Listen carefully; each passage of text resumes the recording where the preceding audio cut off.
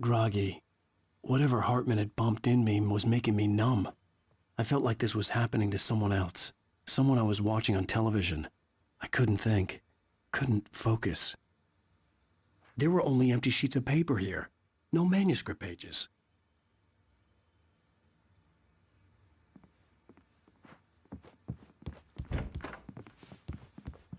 The door was locked. I was a prisoner here. Good evening, Alan. Are we feeling better now? Feeling calm? Yeah. I see you brought your pet gorilla with you. So sure, I'm calm. I get the message. Loud and clear. Quite right. That's the spirit. You're being very brave, Alan. I understand you're confused. I would be more concerned if you weren't suspicious of me. I don't blame you for it. Big of you. Now, why don't you come with me? We'll reacquaint you with my clinic and go over everything you might have forgotten. Little walk and some fresh air? Yes, it will do you good. This corridor is for patients. Most of them aren't here right now. Jack took them out for a fishing trip, except for the ones who are particularly vulnerable, of course. I encourage creativity as a part of the recovery process here at Cauldron Lake Lodge. I specialize in treating artists. I bet you do. Splendid, Alan. I honestly believe we can get this thing under control if we work together. This way, Alan.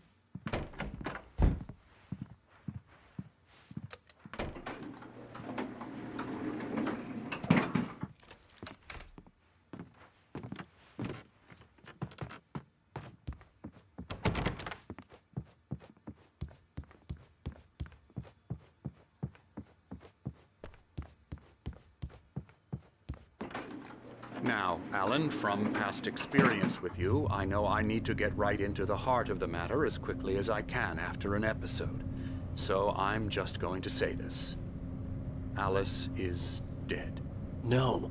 You're in a very vulnerable state until you understand and accept this. Alice drowned, and you couldn't face that. You're suffering from hallucinations, paranoid delusions, unusual thinking, an obsession about light and darkness, a feeling that everything revolves around you, your thoughts and dreams. Your mind has constructed an elaborate fantasy scenario in which your writings are affecting reality. She has been kidnapped and supernatural forces of darkness are trying to stop you. We go this way, Alan. I wasn't ready for another shot, so I went along with it. He had to be lying. But under the influence of the drug he had given me, I had to fight not to believe his words.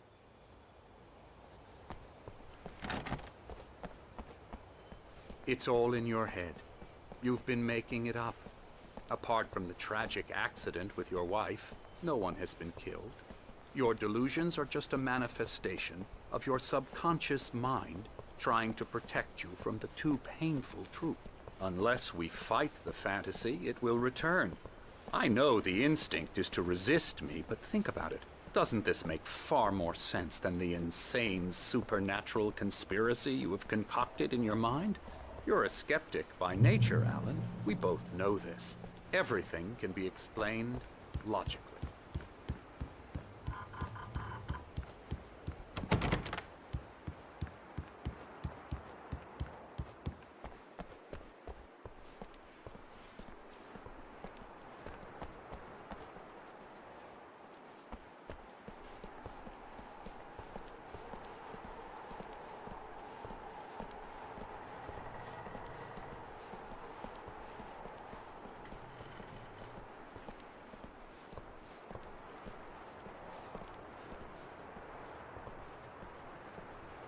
I never get tired of this view. Very inspiring, isn't it? Cauldron Lake spread below us. I could see Mirror Peak on the other side of the lake. I thought I could make out the spot where Diver's Isle had been when I arrived with Alice.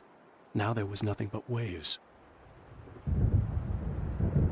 It seems there's a storm coming. Funny, I don't recall there being a mention of that in the weather forecast. Well, no matter. This way. Follow me. Alan, what I'm telling you is good news. Right now, we're in control. Every time you have a relapse, it gets more and more difficult to resurface from the dark depths of your imagination. Not surprising, considering your profession. Imagination is what you work with. After all your nightmares, this should come as an immense relief to you. If it doesn't, why is that? Because I'm lying? Or because you don't want to admit that you're not well? It's very natural for you to think of me as your enemy. It's part of the illness. I let him talk. After all, Hartman I'm the one obviously trying loved to his bring own you voice. out of the His world words you've echoed constructed for madly yourself. inside my head. But I can't I dug my do it nails by into the myself palms of my now. hands to stay You focused. need to work with me. Once you accept that, we can begin the journey towards your recovery. Come along. Let's go inside. Here's the entrance to the office wing. That's for staff only. You were impressed by my trophies when you first arrived here. I do love to hunt. The great outdoors, man versus nature. It's wonderful stuff. Pretty damn wonderful, yeah.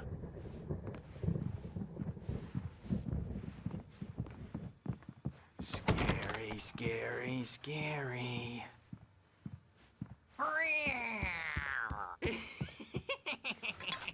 Emerson.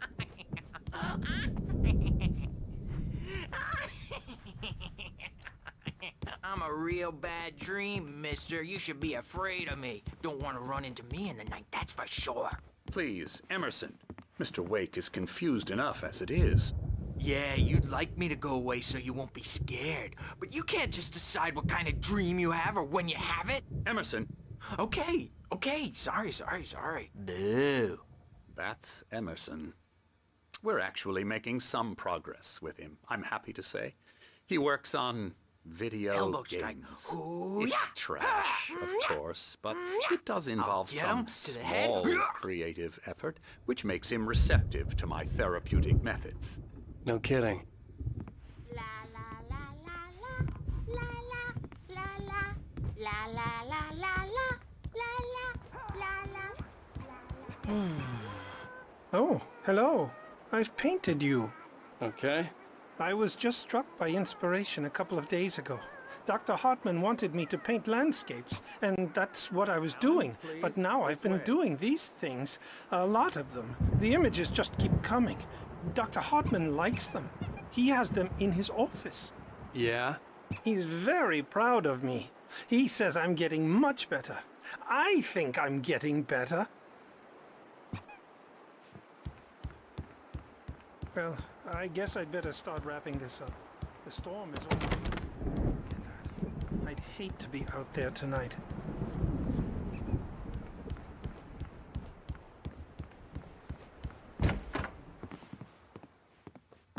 Come, Alan, this way. Now, you might have noticed the typewriter in your room. You've been writing as a part of the therapy.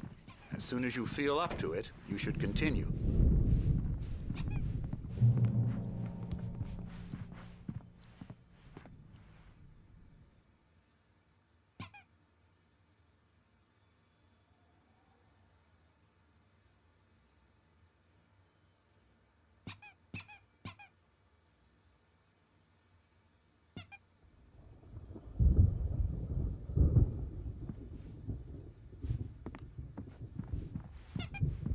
My rheumatism's killing me.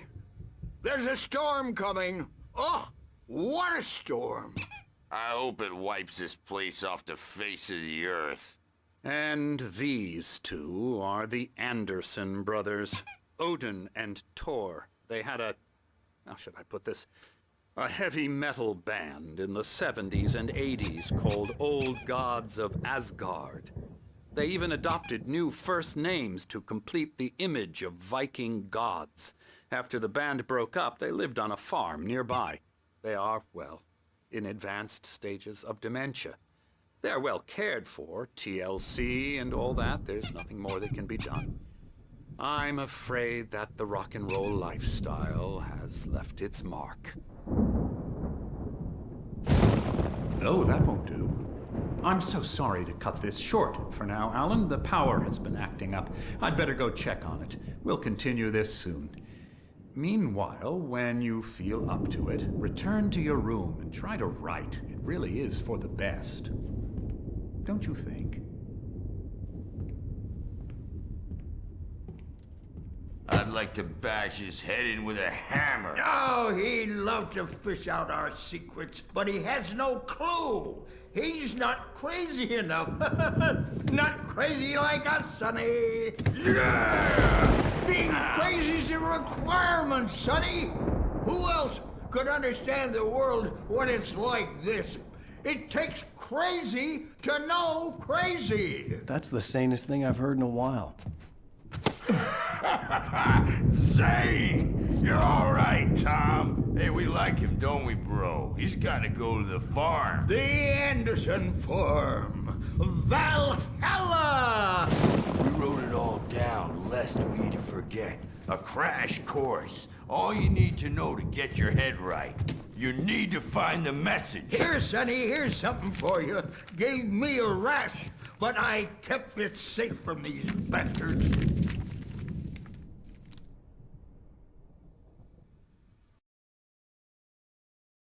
Zane could feel the poems, taking form, shaping things. As he experimented, he imagined he could almost feel the power surging through the keys of the typewriter. It exhilarated him. But there was fear, too. If not for his young assistant Emil, he would have given it up. But Emil convinced him otherwise. He too had a way with words. My head was clearing up, or according to Hartman, I was sinking back into the fantasy. I was convinced he was lying to me about everything. Crazy or not, the Andersons made more sense. Tom, you got any booze on you? Yeah, no. We Sorry, have a guys. stash of the special stuff at the farm. Our own formula. Local ingredients. Medicine clears your head right up. Makes you remember like moonbeams on the brain. Oh, I just noticed. Leather patches on the elbows? That's not very rock and roll. Tom just lost is all. Baba Yaga got to him too, the damn witch. She used us all. Taken from all of us. Took my thunder, the witch. And my ravens, what were they? Memory and thought, the hag. She took something from you too, didn't she? That's what she does.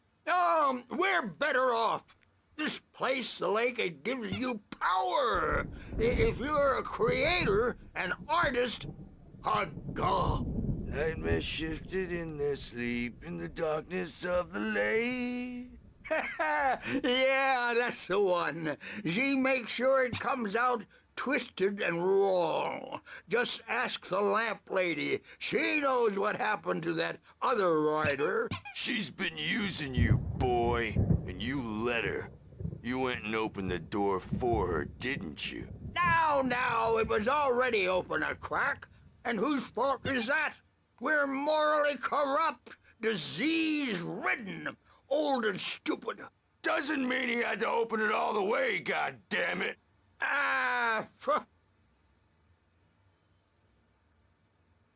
So tired. Built the farm close to the lake. A place of power.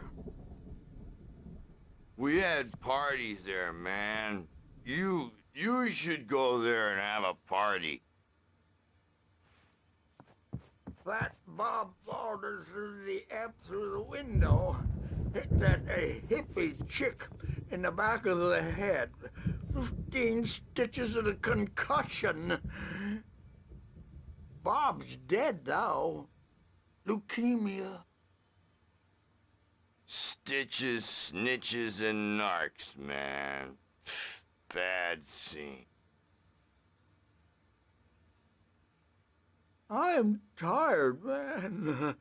So tired.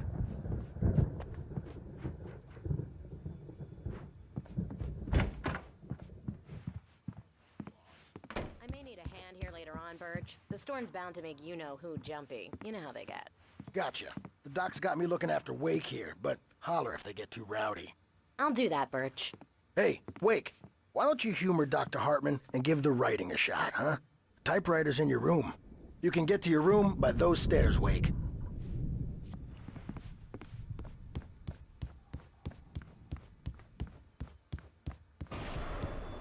Something's wrong. I'm not myself.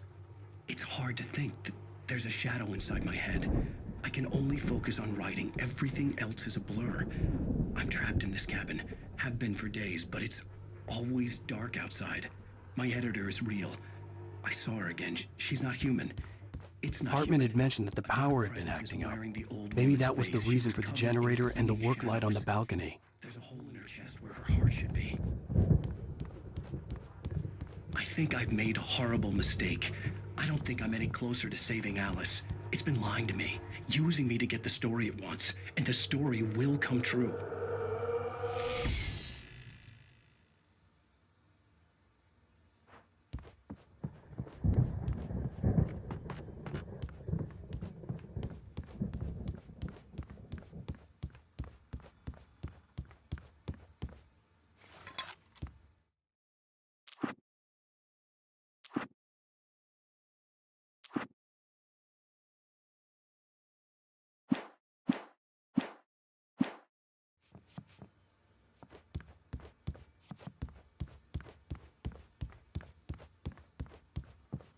Hartman wanted me to write.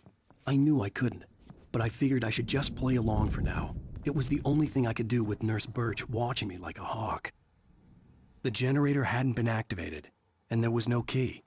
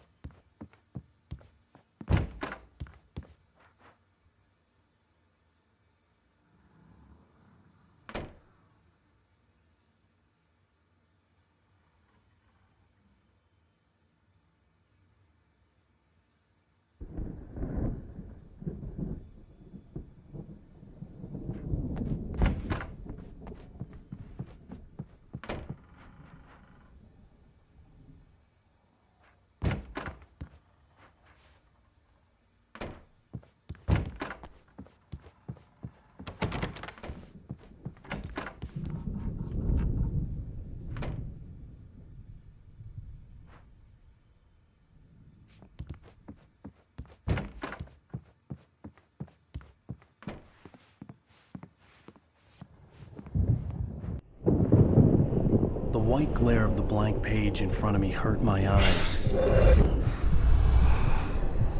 My hands began to shake uncontrollably. Everybody, calm down. Put that down. Bert, I need help. Hey, Wake, you stay here. I'm gonna go see what's up. You just keep doing what you're doing. Be cool, okay?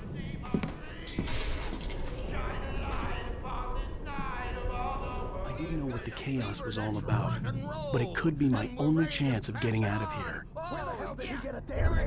Hammer's up. Here's a friendly poke from Mjolnir, wench. Oh, afraid of the crazy brothers, are ya? Not so weak now, are we? Hartman kept talking, giving Barry the grand tour, clearly proud of the place. He went on and on about his hunting trophies, and Barry was impressed. But he was here on business. He raised his voice, cut through the monologue. Hey, Hartman, where's Al? Hartman stopped in mid-sentence, annoyed at the interruption. He nodded at the hulking orderly standing nearby. The man smiled and clapped a practiced hand on Barry's shoulder. Well, things are unraveling fast, aren't they? Ha ha! Nah! Ah! Ha ha! It's my store. I'm taking it. We're on a comeback tour, baby!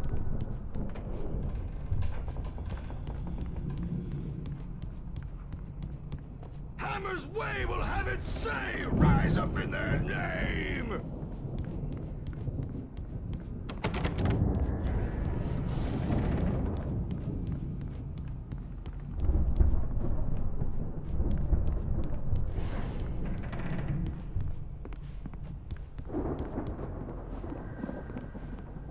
Sinclair looked bad. That wasn't a love tap. The crazy old fart hit her hard.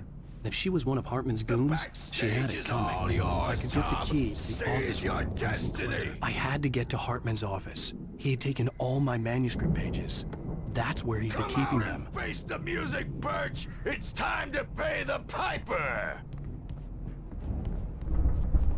Maybe you could come out and beat our wrinkled, adult diapered asses for us, since you're so tough, Birch.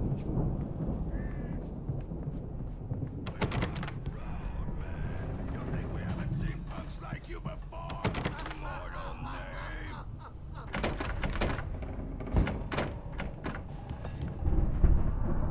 The photo on the wall caught my attention. In it, the clinic staff was standing outside the lodge. I knew the man next to Hartman. He was the kidnapper. Hartman had been playing me all along.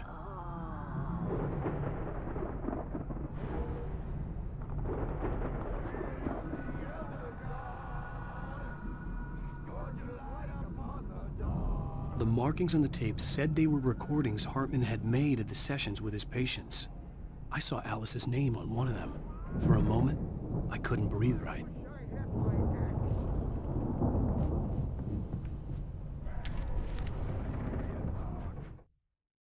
Hartman wasn't happy. Mott could see it in his eyes. He quickly lowered his own.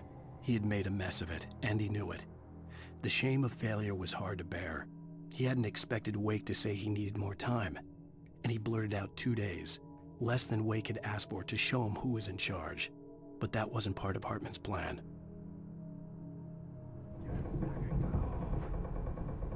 Now, Mrs. Wake, can you tell me about Alan's problems? He's more and more out of control all the time. The parties, he's so angry all the time. He's getting violent. Do you mean with you? No, not with me. No, never. Sometimes I almost wish Alan would take a swing at me, because at least that'd lead to a conversation he couldn't just march out of. But no. Alan doesn't really sleep. And the work, well, he's not writing at all. He sits there for hours and just gets more and more frustrated. And I can't talk to him. Yes. Tell me, Mrs. Wake.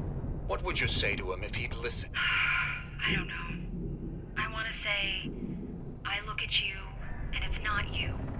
Just some stranger who resembles you. Looking out from behind your eyes, and I don't like that guy much. And now it's all gonna go to hell. But you don't ever say this. No. I've tried, but he's not listening. He's too deep in his own problems, always going on about something else. I'm so afraid I'm gonna lose him, and we're not even talking anymore. He doesn't let me in anymore. He just keeps me in the dark. I'm so alone here, even when he's home. Please help me, Doctor, because I'm at my wit's end. Well, if you can just get him here, I'll absolutely do my very best. Yeah, but Doctor, you need to be careful with him. He's not just going to listen to you and cooperate. He's the most stubborn man I've ever met. Well, I'll be sure to bear that in mind. Hearing her voice, what she was saying made me happy and sick and guilty all at once. Worst of all, I recognized the words. The phone call from her. It had been a cut-up of this. Just a recording.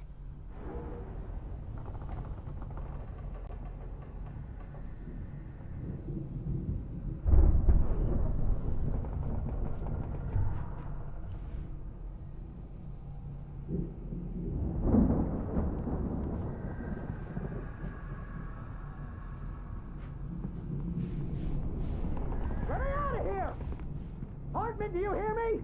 I'm gonna sue your crazy quack ass to shreds! Seriously! Do you have any idea how much trouble you're in? I'm famous! Barry? Ow! About time! Barry! Man, am I glad to see you. We need to get to Hartman's office. It's right next door. You okay? Yeah. I mean, no! The cops found me at Rose's trailer, but they didn't hassle me too much. I'm obviously a victim in this, and I demanded to be treated as such. Or else I'd sue their asses. Speaking of asses, that Fed gave me a real hard time, but I had no clue where you were. That guy's crazy, Al.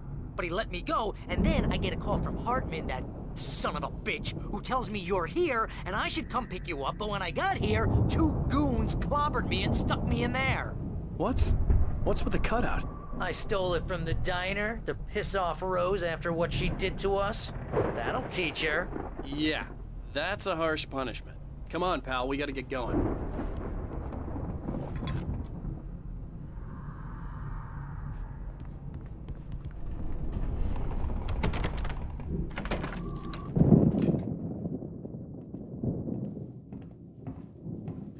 These were all the pages I had on me. And more.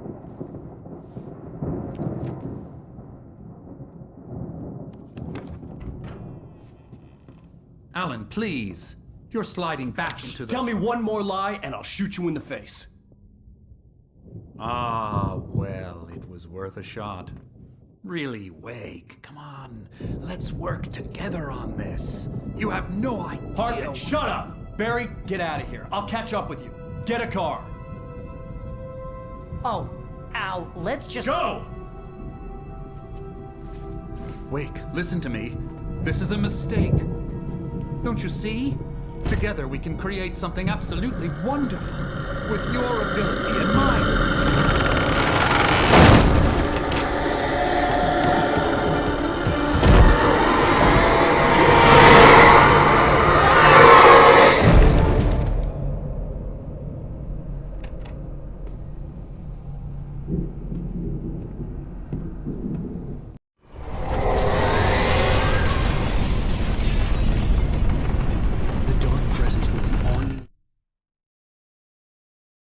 Hartman followed the fall of Alan Wake with his binoculars. When the rider hit the water, he ordered Jack to take the boat to him. The spot was easy to see in the dark, even with all the extra lights in the boat. The flare floated and kept burning even in the water. Jack turned the radio louder as the engine sputtered. The music was rough and clanking, something the Anderson brothers would no doubt have enjoyed. But Hartman chose to ignore it. Wake was finally within his reach.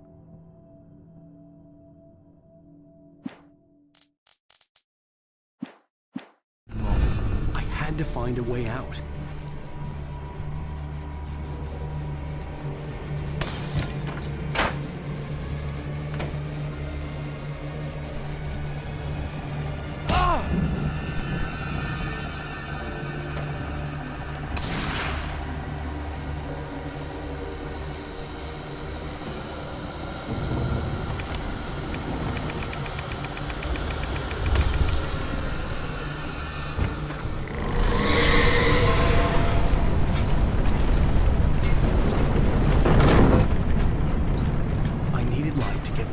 Bookshelves out of my way.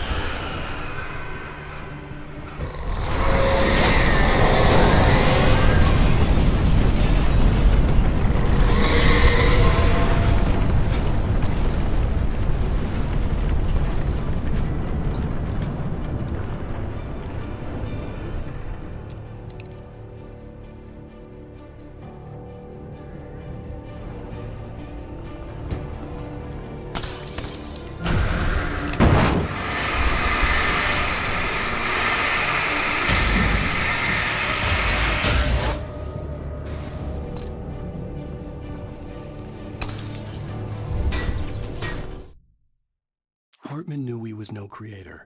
He had no ambitions on that front. And he certainly didn't want to end up like every artist he had worked with here, damaged in ways that were hard to describe, or worse. It was enough for Hartman to maintain creative control and provide direction, to be a producer.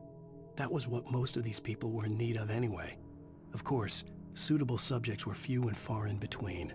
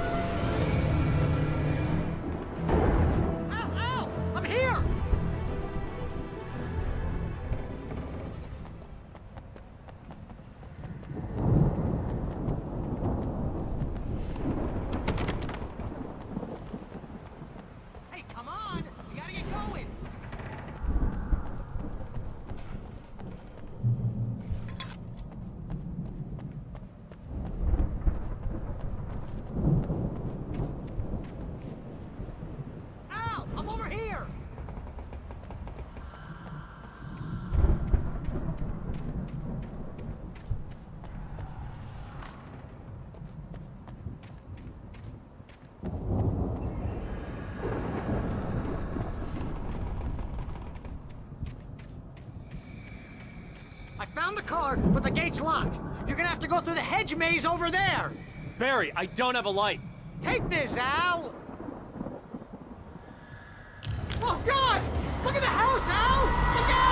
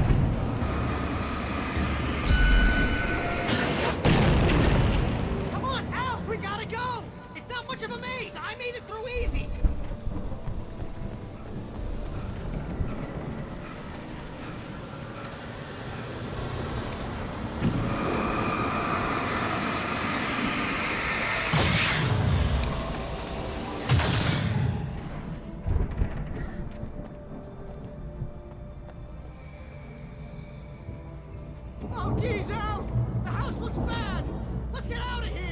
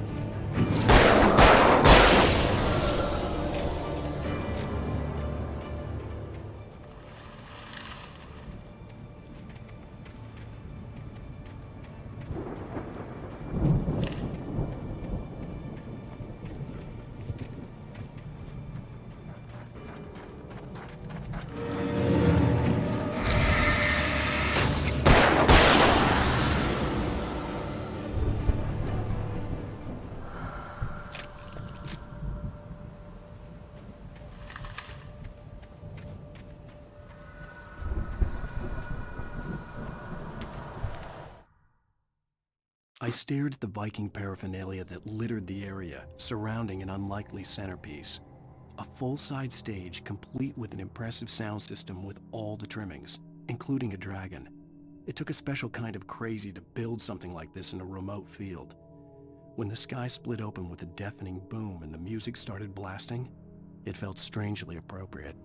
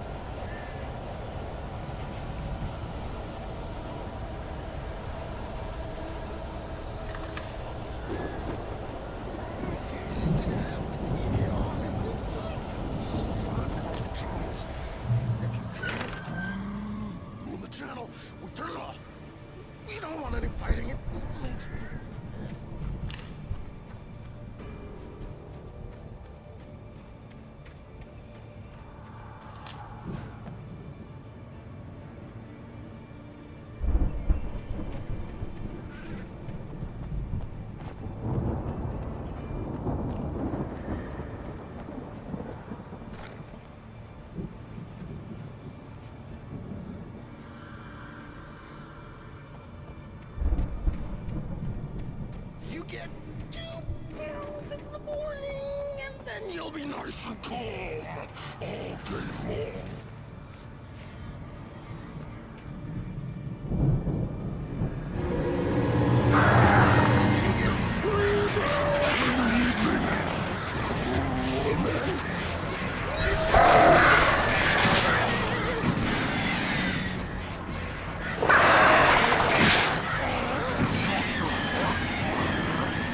Like things to be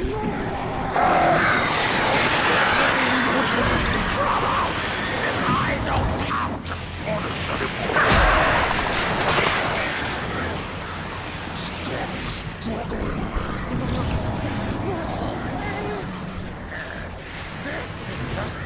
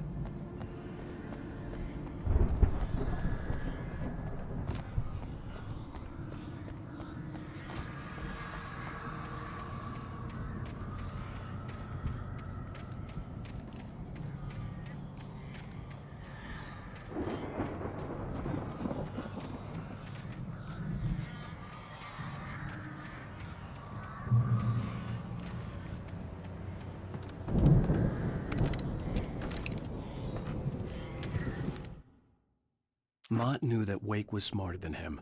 Wake had more money, a beautiful wife, everything. And Hartman said Wake was important. That made him better than Mott.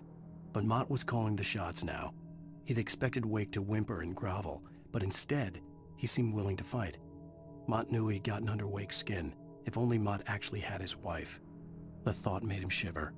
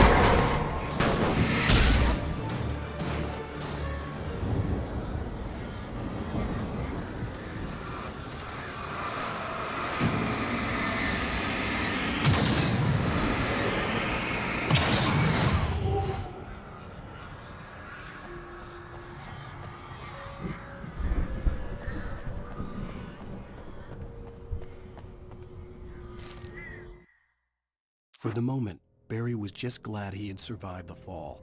He had been separated from Al, and there was no easy way to climb back up. He told himself he'd be okay in the gloomy forest at night. He would just have to wait for a while for Al to find his way down. Barry turned when he heard the heavy footsteps and saw the movement. The man-shaped shadow lunged at him from the bushes, an axe held high. Barry screamed and threw up his hand. The world exploded.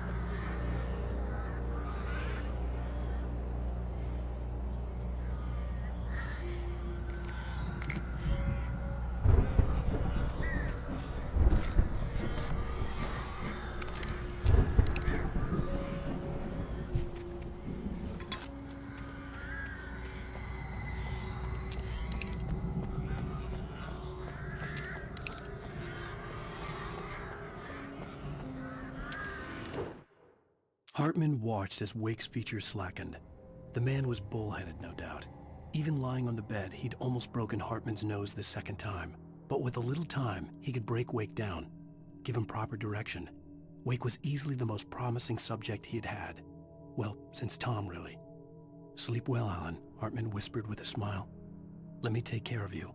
He sniffed hard to clear his throbbing nose, swallowed blood, and barely tasted it.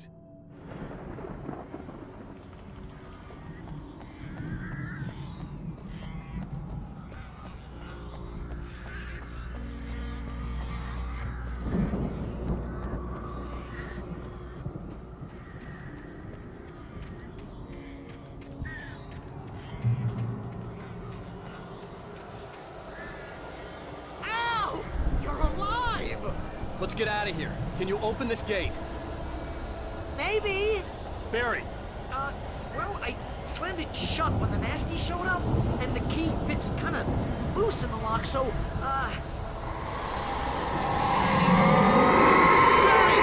I'll find it. Don't worry about it.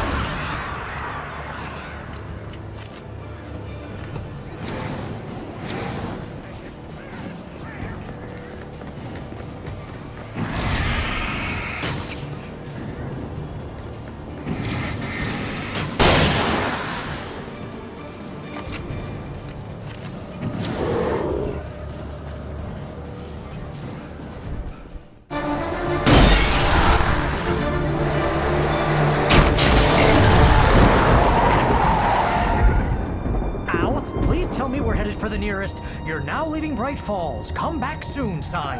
We're going to the Anderson farm. I knew you were gonna say something like that. You know what? You owe me big time for this. When this is through, if we make it, I don't care what anybody says, I'm done with darkness. You're gonna buy me a tanning bed as a gift, and I'm gonna live in it.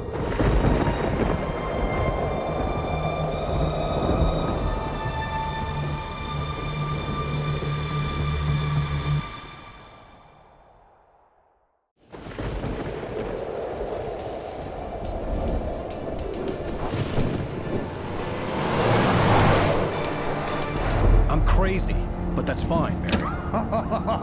Oh, you got that right, Al. You're barking mad. You are by far the craziest... But maybe that's inevitable when you deal with crazy stuff like this. It helps. This is happening, Barry. Alice, they never had Alice. She's trapped in the darkness at the bottom of the lake, but she's not dead. Al, how can you know that? I know, Barry. I can... Al, No, listen. I can bring her back. I can find her. There's something special about this place. The lake, it does something to the works of art created here. It makes them come true. But there's a catch. The dark presence, whatever that thing is, twists it to its own ends. That's why all of this is happening. It's using my manuscript to take over everything. Al, I believe you. It happened to Thomas Zane before, it happened to the Andersons. I believe you. Crazy or not, you're not delusional. Weird shit's going down. That's a fact. I'm on board, man. I'm with you. The Andersons knew about it, but they were too far gone to tell me with all the drugs they were on. But they wrote it down. There's a message somewhere at their farm, Barry. We just need to find it. Look out!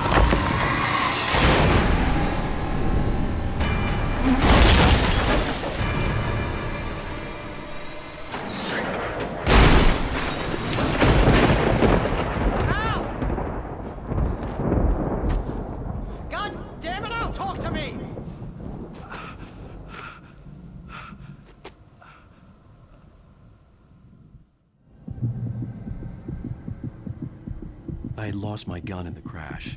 Barry was nowhere to be seen.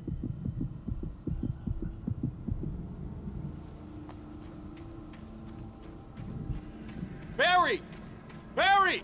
Oh, man, you're okay! Jeez, it's good to hear your voice! I was trying to get out of the car, but the ground gave way. Man, what a drop! Don't worry, your cutout is fine. Forget that! Are you okay? I hit some bushes, didn't get a scratch. There's no way you can climb down, though. It's like a sheer wall.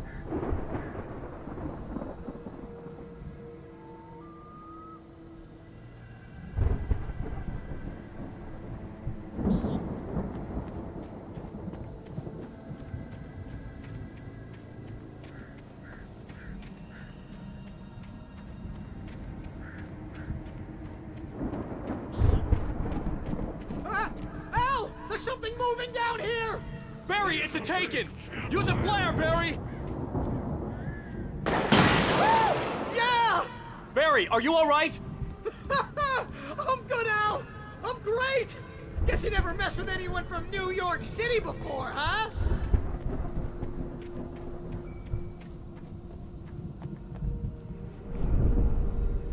You're gonna have to find your way around to the farm, Al! I'll be waiting! Barry, just wait for me, okay? Al! I'm not staying here! It's suicide! I'm going to the farm! I'm gonna go ahead and secure the area! You can catch up! Don't worry about it! I'm on the case! Now he's Rambo. This would turn into a disaster if I didn't catch up with Barry.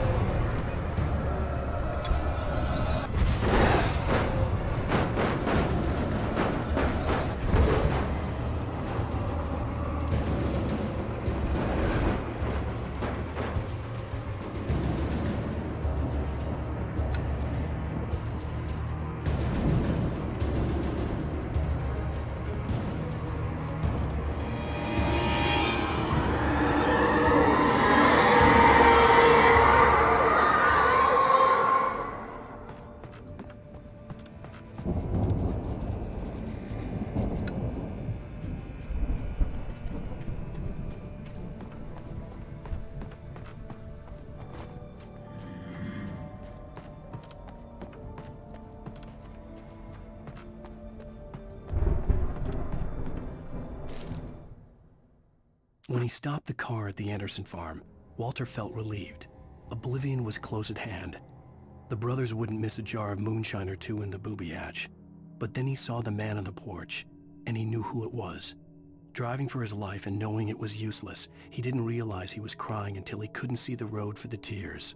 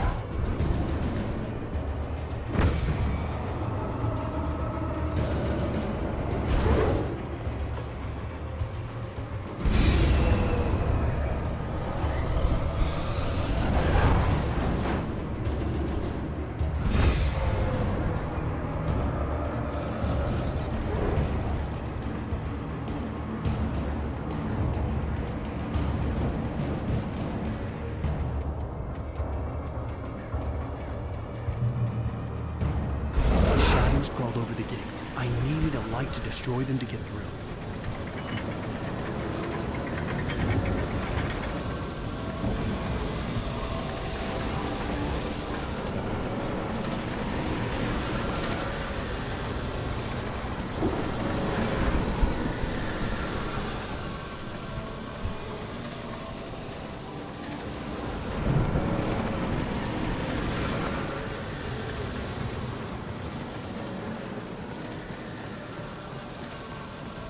I hoped there'd still be a working generator somewhere around here to power up the old lights by the gate. Agent Nightingale stared at the passed out rider. The man was sleeping off one hell of a night. Nightingale felt a stab of envy at Wake's oblivion, but he had a job to do. He put the gun to Wake's head and almost became a murderer. His hand shook and his throat felt tight and dry. Biting his teeth, he tried again to pull the trigger. He lost the nerve. Wake stirred. Nightingale would have to settle for an arrest.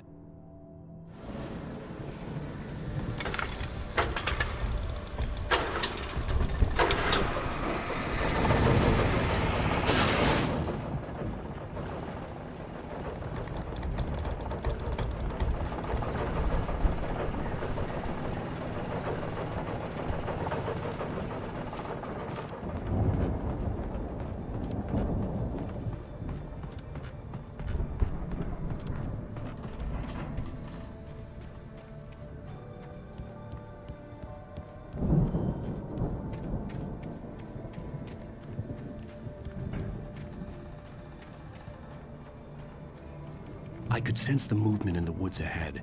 Facing the enemy without a weapon was dangerous, but I had no choice.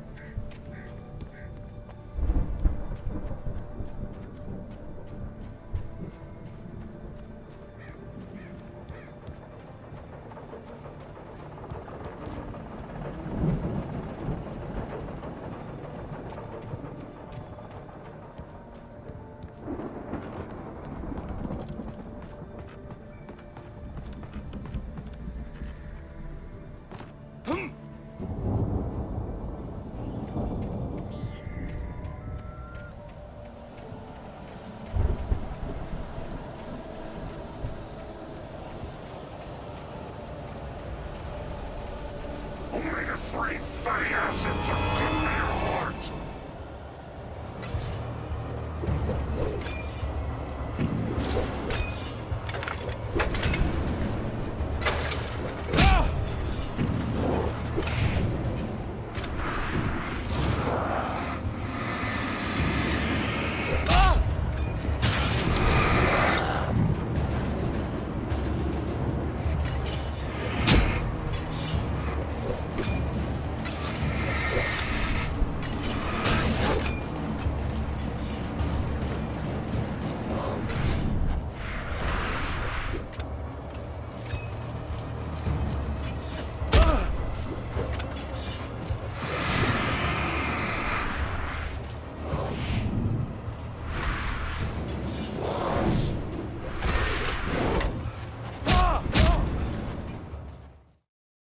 I could sense the movement in the woods ahead.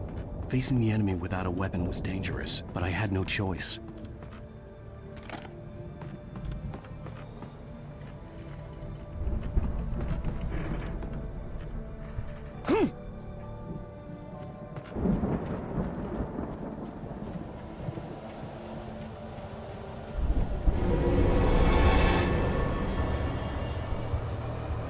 Omega-3 fatty acids are good for your heart.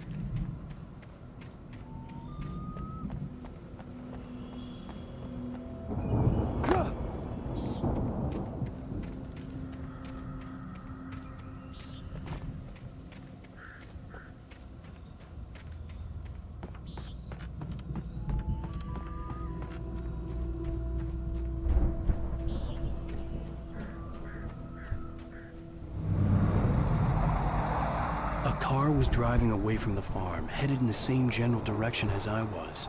For all I knew, it was Barry, caught in the consequences of leaping before looking.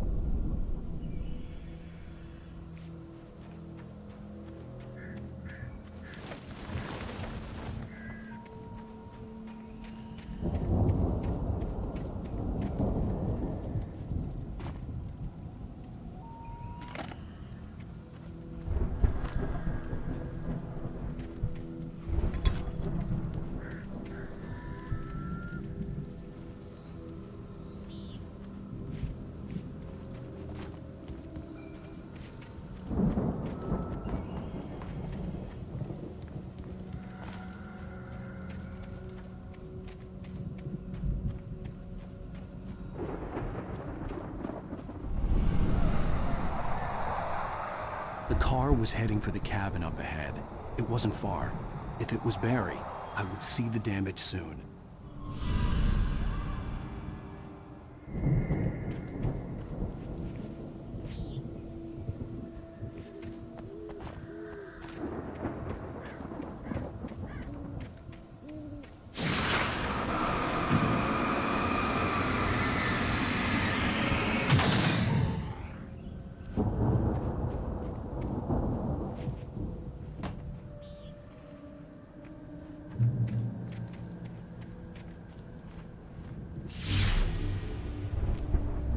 trying to deliver each page to the right time and place. I'm trying to show you how the story goes. I had seen glimpses of the light before. The dark presence followed the choreography laid out to it in the manuscript, growing stronger and stronger, moving like a storm from one scene of destruction to the next. But it was still bound to follow the story and chained to the dark place it came from. When the story reached the end it longed for, it would finally be free.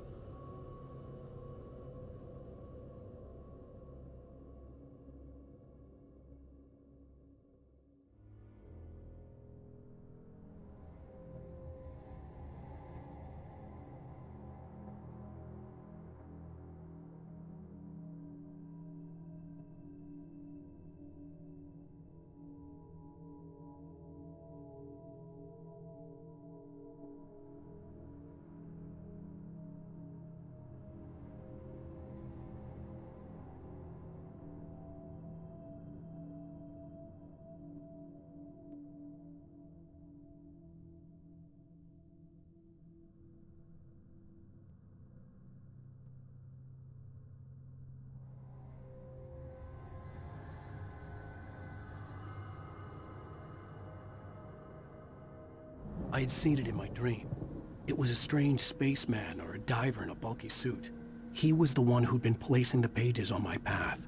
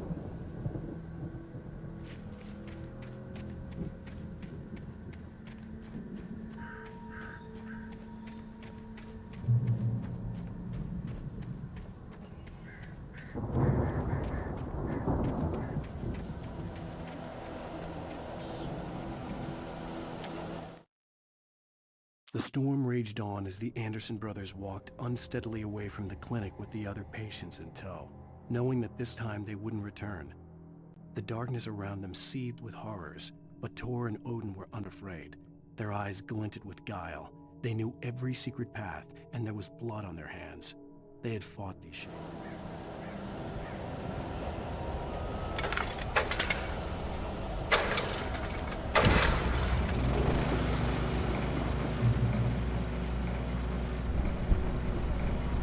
Someone had left a gun behind. Now I had a fighting chance of reaching the farm.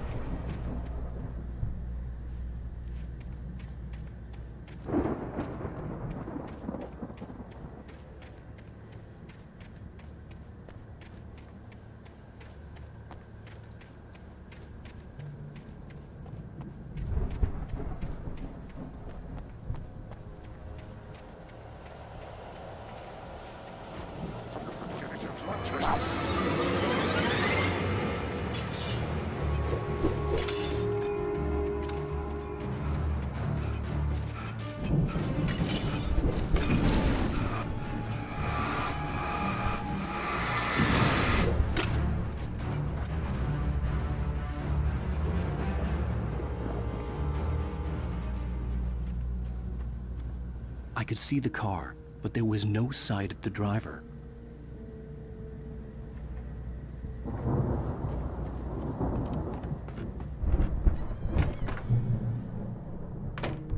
Hello? Anybody here? Barry! No! Danny, you're not! Please! What are you? No! Don't! I'm sorry!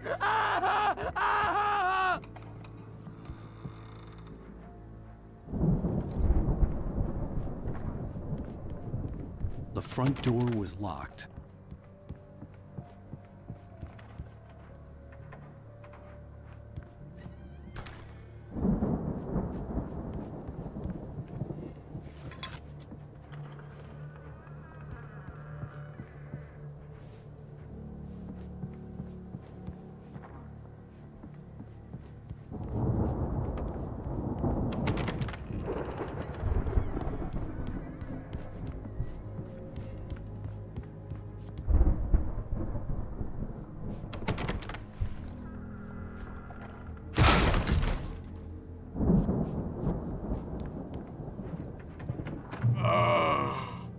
I know you. You were in jail the other day. I went to the farm again for the moonshine, you know? It makes you see. They're not gonna miss it. They're in the loony bin. But my buddy, Danny, I lost him. Something's gone wrong with him. It's not him. Like a real bad follow-up to a real good movie. The best friend's suddenly the bad guy. Who wrote this crap anyway?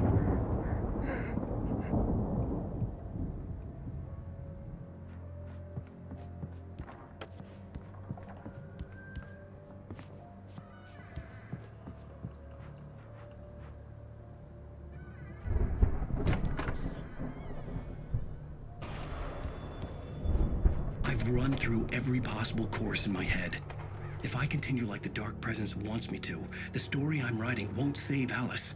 It's a horror story, and it's going to kill her, and me, and everybody in this town. No one will survive. Darkness will consume everything. This is what it's wanted all along. It will be free, unstoppable. It used Alice to get to me, dangled her in front of me to keep me going. It was never going to release her. I'm going to change this. I'll escape. I've written myself into the story. I'm now the protagonist. This feels like a terrible risk, but it's the only way to save Alice. I'll be bound by the events of the story just as much as anyone else who's been woven into it. The story must stay true for this to work. There have to be victims along the way, near escapes, cliffhangers. In a horror story, it can't be certain that the hero will succeed or even survive. He almost has to die. I'll write my own escape into the story next. I need help. Zane's going to be the one who will help me. I'll make it happen.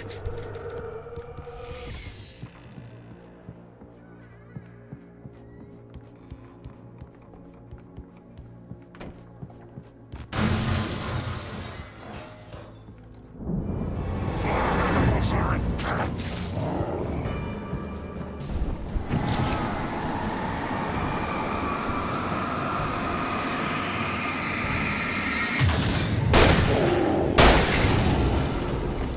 Let me guess. Danny, huh?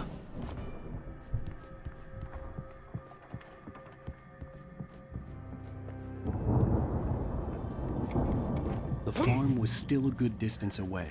I'd need a car to get there fast.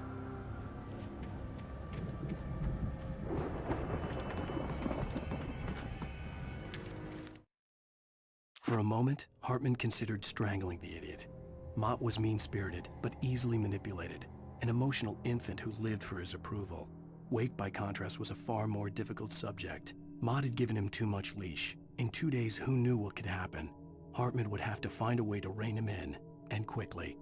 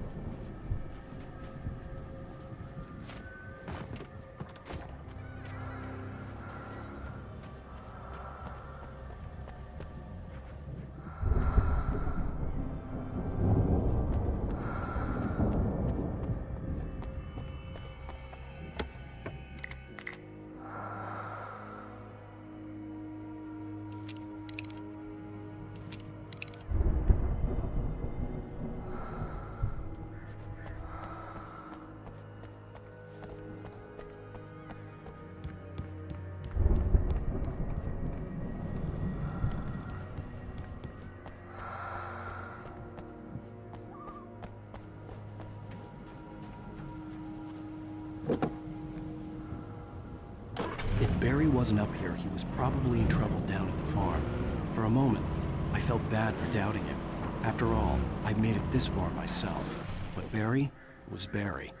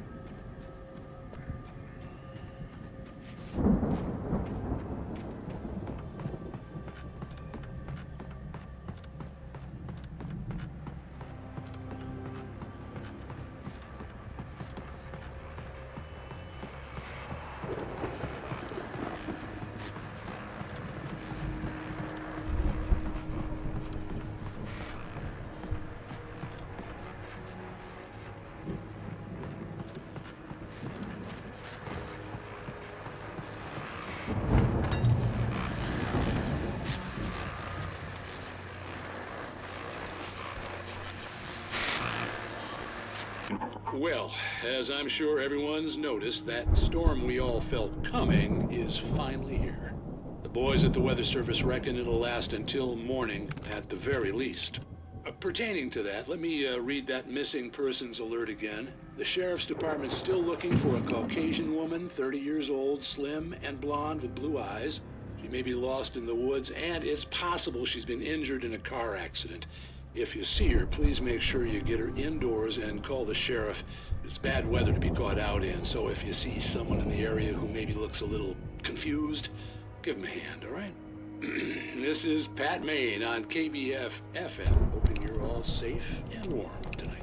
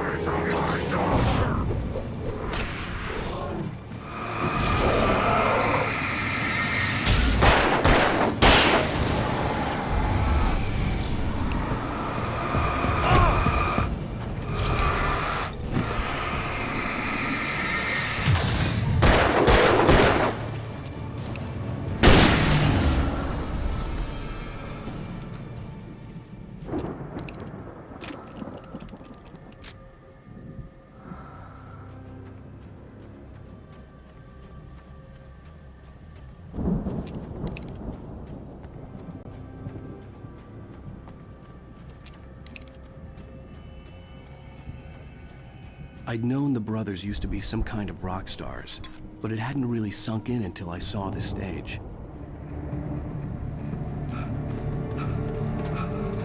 Al! Run! Incoming! There's too many of them!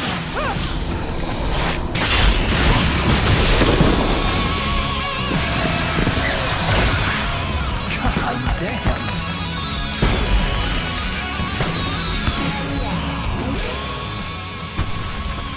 I'm so glad you decided to go it alone, Mr. Bronson. Shut up and shoot! Al! We have to fight them off! I can set off more of the fireworks from here and help you out! Hey, Al! Did you notice there's a lot of ammo and stuff around? This place is stopped! Al, hold on! I'll try to get the stage lights on!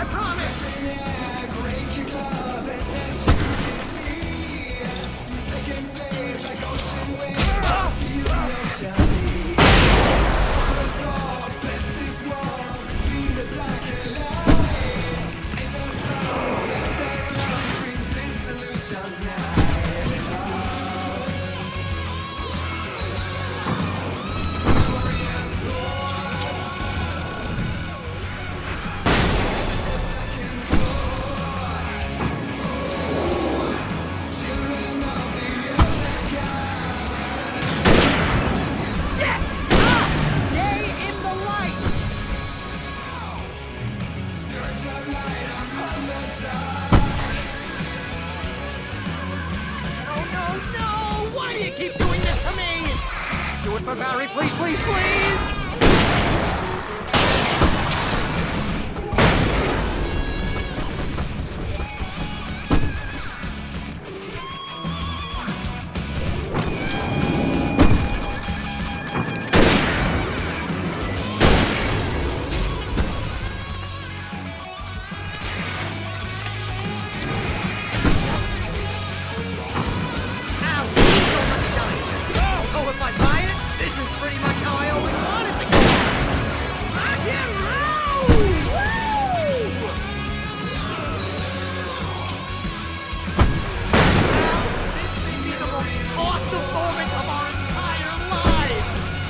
Trying to kill us. That's the high point of my life? Really? Children of the Elder God! Enjoy it, God damn it!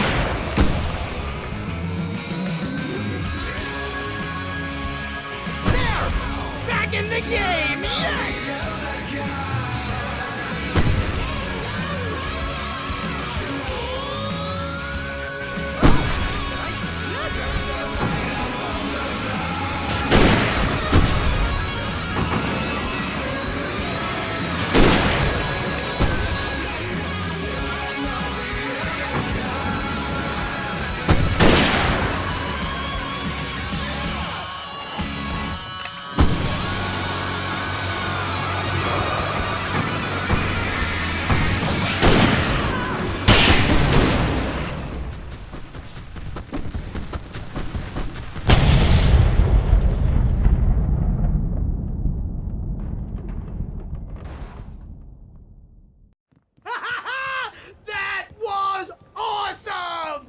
Bright Falls, rock and roll capital of America.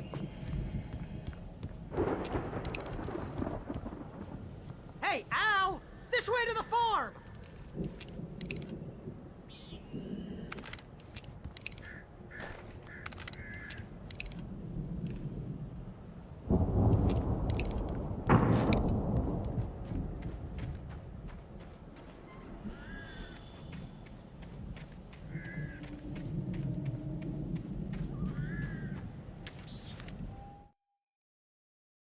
Deputy Mulligan tuned Thornton's chatter out. He didn't think riders were particularly useful people. and a huge manhunt for one struck him as idiotic. Certainly not worth the missed opportunity for coffee and pie. It wasn't even clear what the man had done, except run from them at the trailer park. Mulligan knew he wasn't alone. The sheriff's patience with the Fed was running out.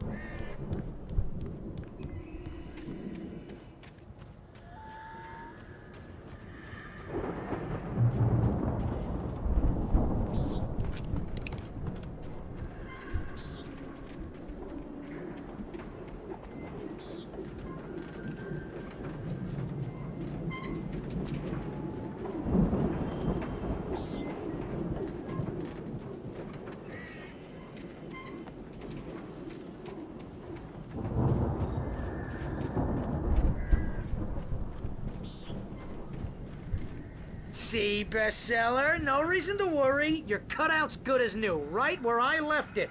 I'll come back for it once we have the place secured. Yeah, that's been my biggest worry all this time. We need to get this thing moved out of the way. This is as far as I got before they ambushed me.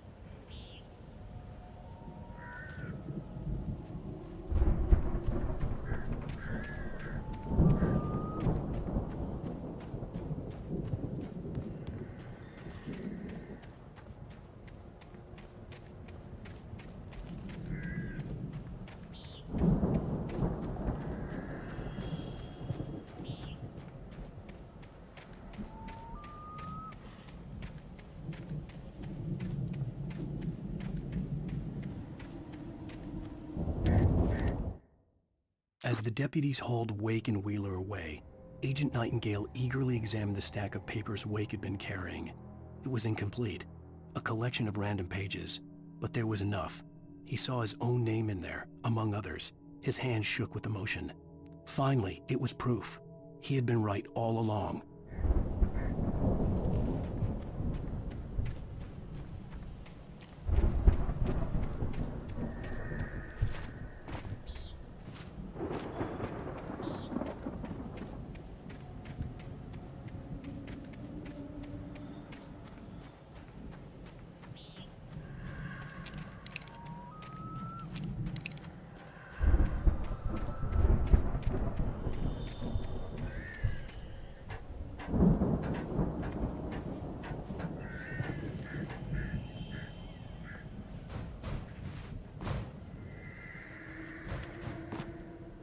I think Alan Wake here has something to say. What's that, Al? Ooh, I'm Alan Wake. I'm always right about everything. And if I don't get my way, I'll sulk all day long. I'm always intense and moody. It makes me very attractive and mysterious. Right now, I'm just standing here because I need my best friend Barry to carry me. But that's okay. I can just take him for granted. I think I see what you did there. Yeah, it was pretty good. You want me to do my imitation of Barry Wheeler? No? Thought so.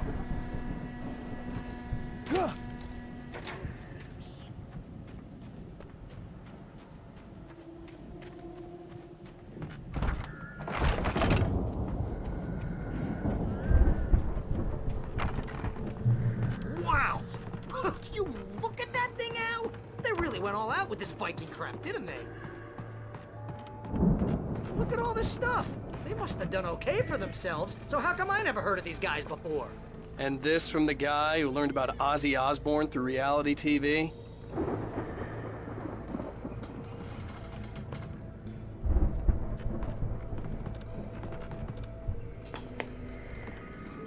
Sleep.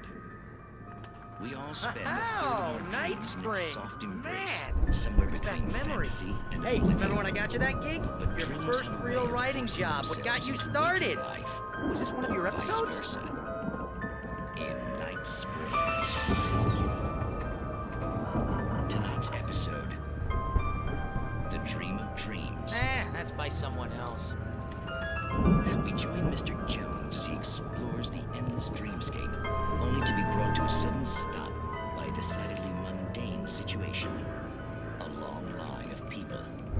Hey, Jones, right? Listen, we're gonna have to wait until His Highness over there is good and ready. Oh, wow. Who's that? You don't know him? What are you, new? He's the guy dreaming us. Well, not just us. He dreams everything. All of this. But wait, no. I'm the one who's dreaming. I'm asleep. Isn't this my dream? Oh, yeah. Sure. Get real, pal. You're just another dream.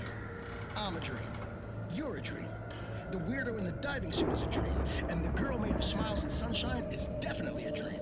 But I'm pretty sure I'm dreaming this. Well, maybe you're a really confused dream. What am I, a shrink? All I know is I'm going with the smart guys, and they say that's the guy doing the dreaming. Right there. I don't know what that means. It means we keep him happy. No sudden falls. We make sure he has his clothes on when he goes out in public. No chases where the monster is nipping at his heels and he runs like crazy, but his legs don't seem to get him anywhere. None of that. Because if he wakes up in a cold sweat... Yeah, precisely. So we wait till he wants to move on. Keep things nice and calm. Hey, something's happening here. Yeah? What's that? What? Can't you hear that? Oh, God help us, it's an alarm clock. Oh, it's you, isn't it? Please, man, I got a wife and kids. Please don't wake.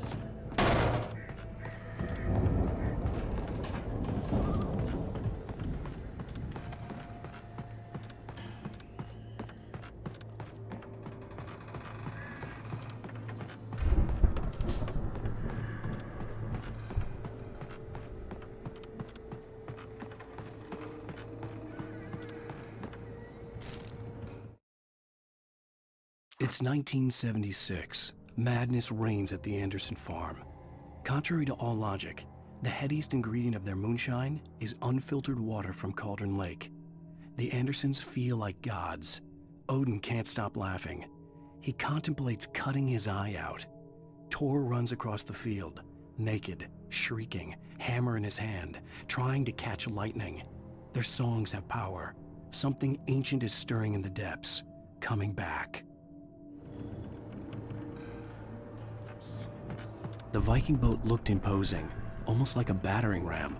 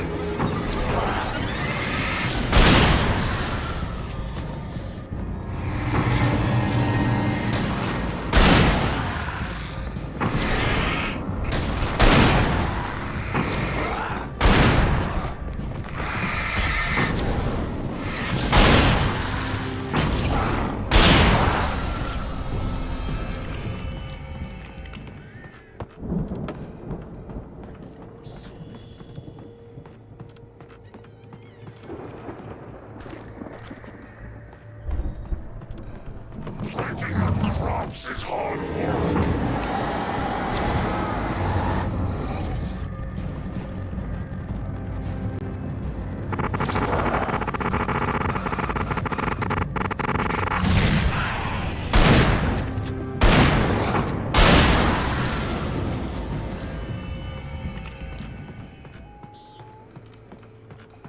I think we can make it through here, Al!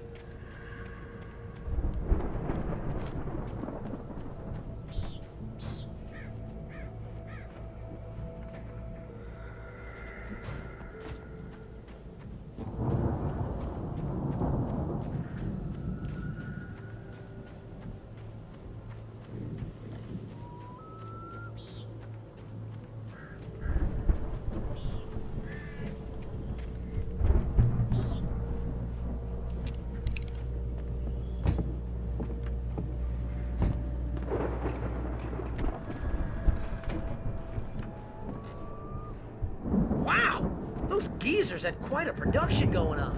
Ooh, you know what, Al? If we make it through this alive, I'm gonna start representing them.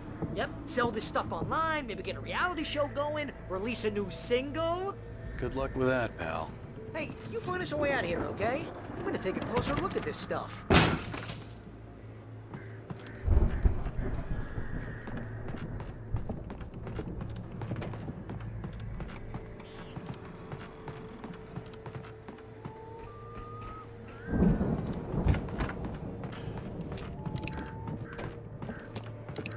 Be careful, Al!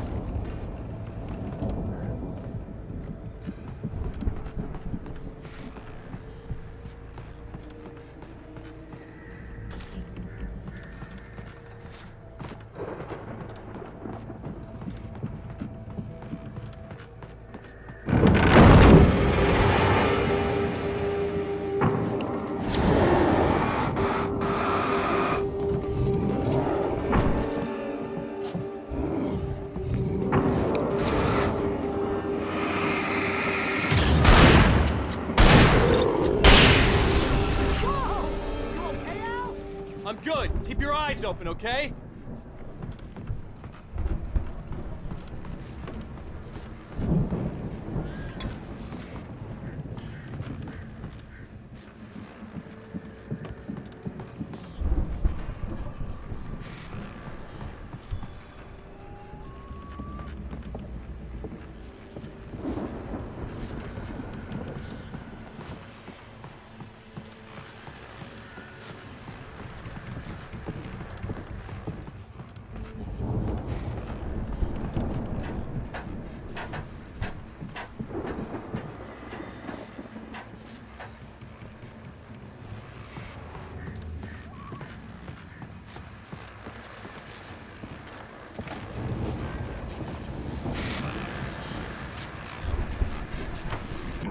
As you regular listeners know, I tend to work through the night, but I'm not the only one. Deputies Mulligan and Thornton are taking a couple of moments off their busy schedule to join me here in the studio. Boys, how busy are you now? Deerfest is almost here, isn't it? I bet that keeps you in business. Pretty busy, yeah. Actually, Pat, we've been real busy with other stuff, which concerns an ongoing investigation. We can't talk about that, Thornton. I wasn't gonna say anything. I was just saying we got, you know, other irons to fry. And how would you compare your workload to last year's? Things have seemed relatively peaceful to me, but people do tend to get a little wild this time of year. Oh, it's wild, Pat. It's pretty wild. There's been all sorts of trouble this year. Vandalism, fighting, public disturbances. A lot of people gone missing, too. Yeah, it's pretty much the usual stuff, Pat. Just, you know, a lot more of it. Now, is it just me, or does Deerfest get wilder every year? People seem to be more drunk, at least, or they start earlier and younger. Oh, it's definitely not just you, Pat, but... Definitely, Pat. Hey, I'm talking here, Thornton. Oh, shoot, I lost my train of thought. Not just me. Oh, yeah, it's wilder, Pat, but actually most of the trouble seems to be coming from grown men. People who ought to know better, you know? Kids are doing fine this year. Well, that's nice to hear at least. Boys, I want to thank you for stopping by. I'll let you get back to your patrol. Sure thing, Pat. Yeah, sure thing, Pat.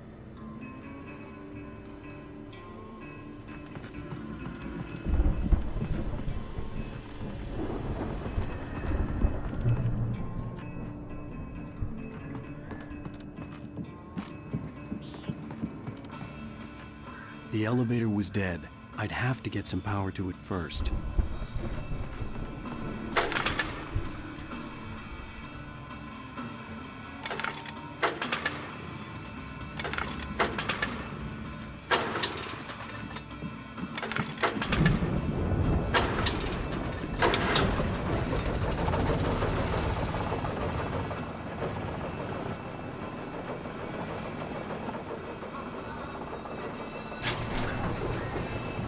See the building that had to be the Andersons' home on the other side of the field. It wasn't far now. I wasn't worried about trusting the ramblings of two burned-out geriatric wrecks. They had the goods.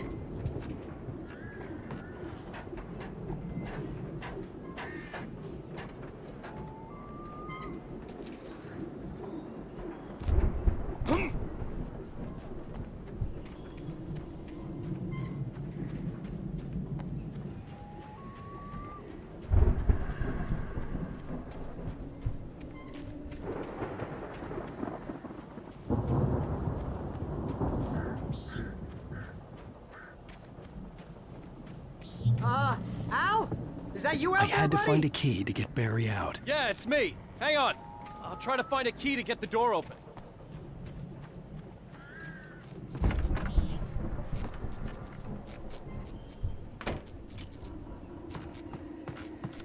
Hey, what's the holdup? Come on, this place is all dusty. You know I got my allergies.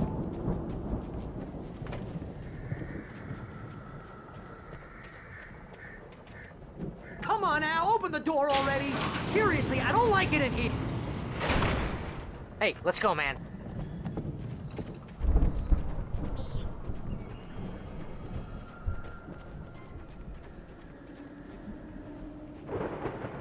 I think we're gonna have to work together to open this gate, Al. Looks pretty heavy. Ah! Hey, I think that's the farm on the other side of the field. We're almost there. This farm is a crazy place for crazy people. We should feel right at home then.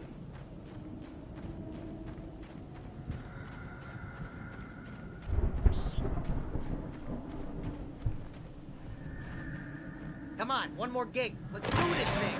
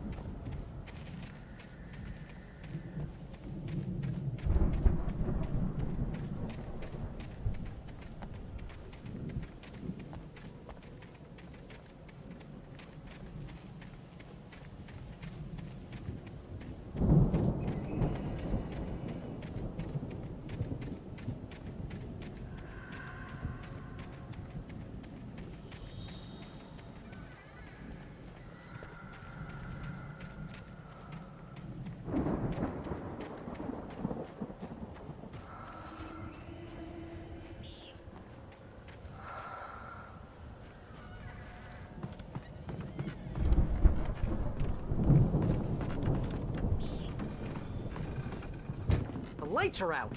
I guess we better check the fuse box.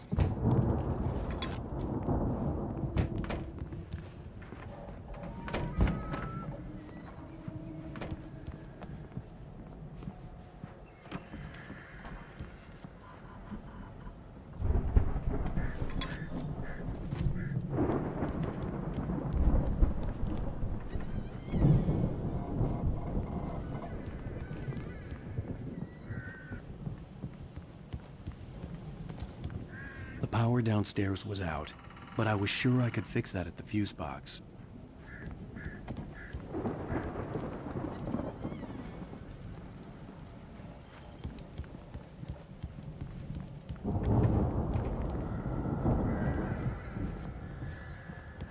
You know, this place looks kind of lived in.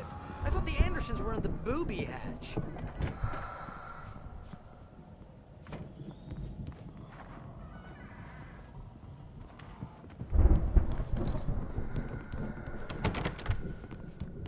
Come on, Al, let's get the lights on, huh?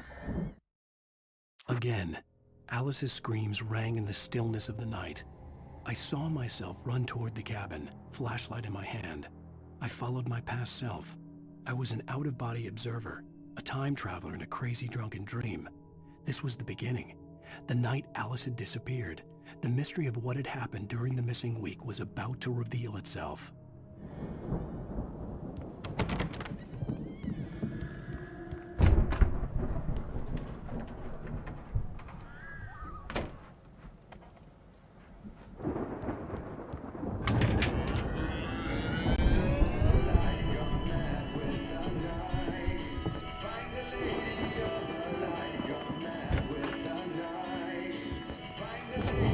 Can you hear that, Al? Music? Of course. We need to find where it's coming from. That's the message the Andersons talked about.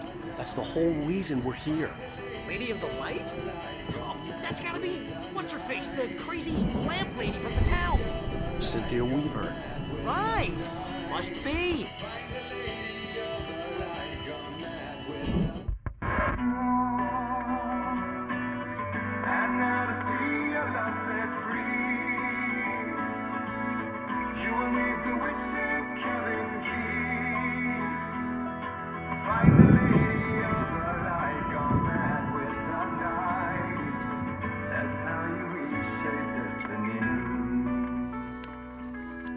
Okay. We need to find Cynthia Weaver. We'll stay here for the night and head back to town as soon as it gets light.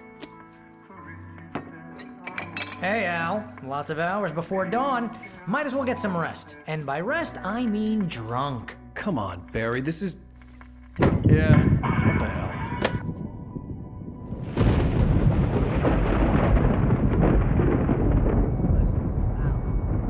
I'm sorry about this. No, seriously, because I know we don't get along, but we're gonna find her, right?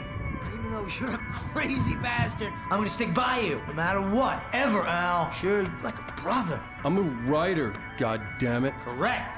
If I just wanted to, I could write 10 books a year. And they'd be the best books that year. No, you couldn't. That's right, I couldn't. But I could, because I'm a writer. What? What do they put in this stuff? I feel like my brain is coming out of my nose. I'm gonna get the recipe off those coots and be a booze millionaire. I just miss her, Barry. I just want her here with me. I know, Al. I know. It's gonna be okay. We're gonna make it okay.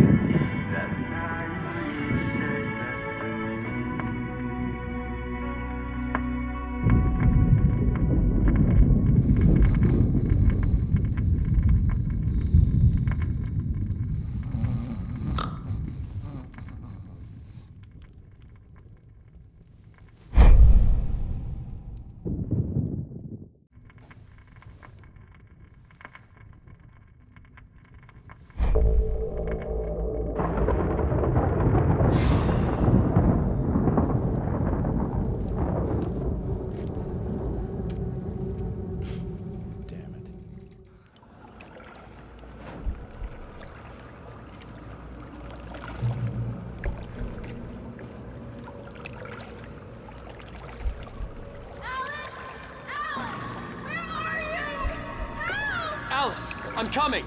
It's all right. I'm coming. It was a crazy, drunken dream, and yet it was more than that. It was the truth, a suppressed memory unearthed by the Andersons' moonshine. I was there, an out-of-body observer. This was the night Alice and I had arrived at Bright Falls, the night Alice had disappeared. I had a chance to find out what had happened. I remembered being surprised to see the cabin dark. Alice would have never turned the lights off. Alice? Alice!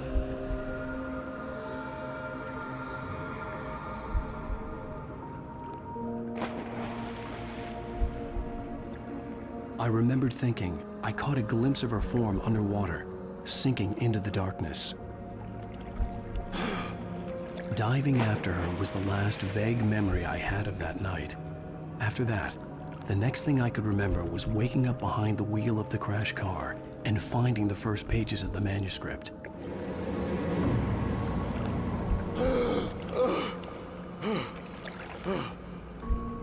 I couldn't find her in all that blackness. I must have thought she drowned.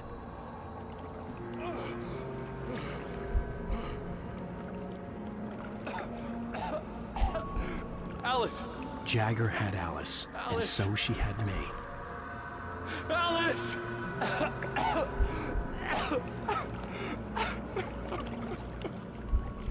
I'd been easy prey. Look at the cabin. Is there someone in the window? Alice? Maybe she didn't drown after all. Maybe she's inside. Alice! Yes.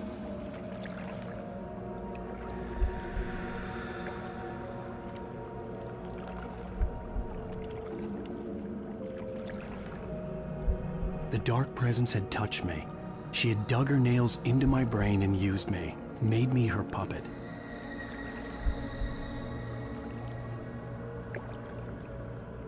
She must be here somewhere. Maybe upstairs in the study. Alice! Yes, that's where she is. You can apologize. Alice! You'll laugh at the whole thing together and put it behind you. Alice? She's not here. You were foolish to think so. No, she's dead. She drowned. No, no, no! It's your fault your wife is dead. You are guilty. All she wanted was to help you right. You killed her. Ah! Oh, hush. There's still hope.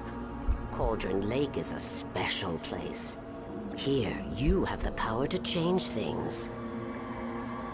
She wanted you to write. I will tell you what to do.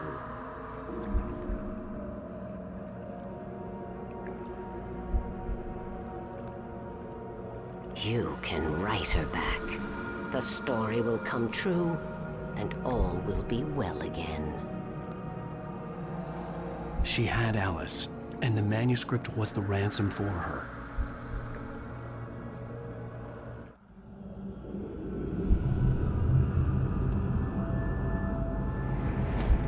Yes.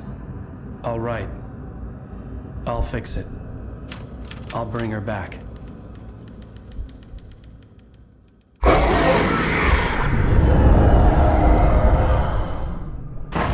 No. I wrote it. I remembered it all now.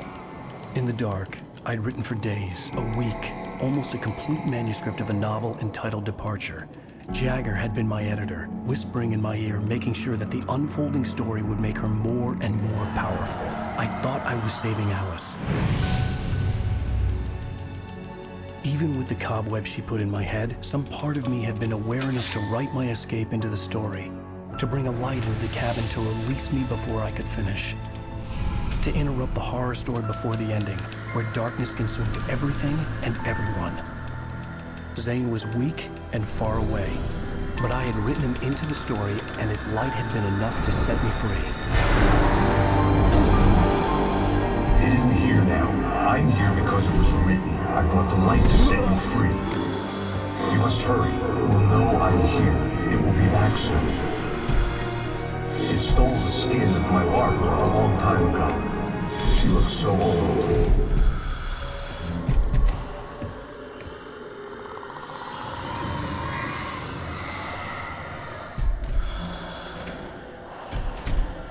I had woken up, confused and groggy, my mind consumed by darkness and fear. All I could do was to escape.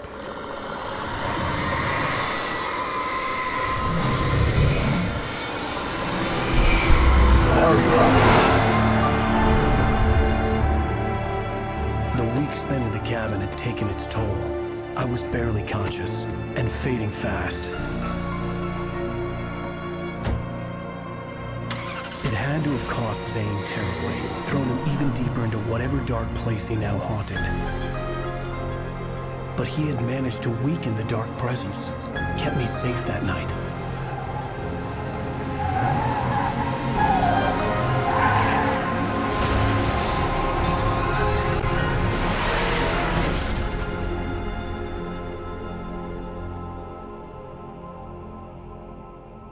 I wrote it. It's my fault. That's right, James Joyce. It's your fault, and you're gonna pay for it.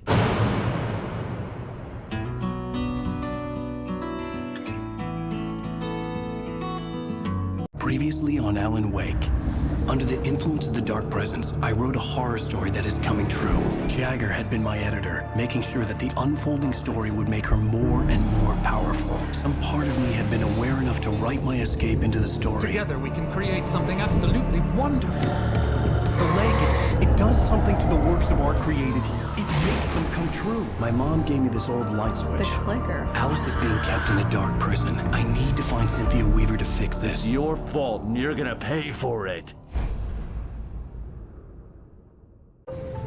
Well, we're expecting a record crowd from the neighboring counties. Naturally, we hope to break the record set by last year's Moose Fest in our neighboring town, Watery. Ladies and gentlemen, some people have asked me, what's the big deal about Deer Fest? And I think that this sums it up. It's about friendship and community. We've got a great party coming up, but let's try to hold it in until tomorrow and get through the night in one piece, all right?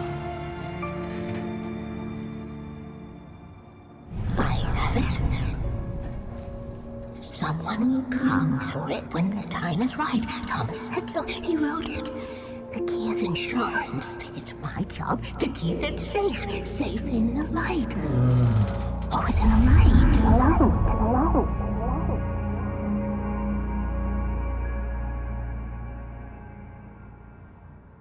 All the manuscript pages were gone. The FBI agent had taken them. I think my tongue just took a crap in my mouth. Ugh. Oh, wait, we're in jail now? Oh, Al, this is not good. That about sums it up.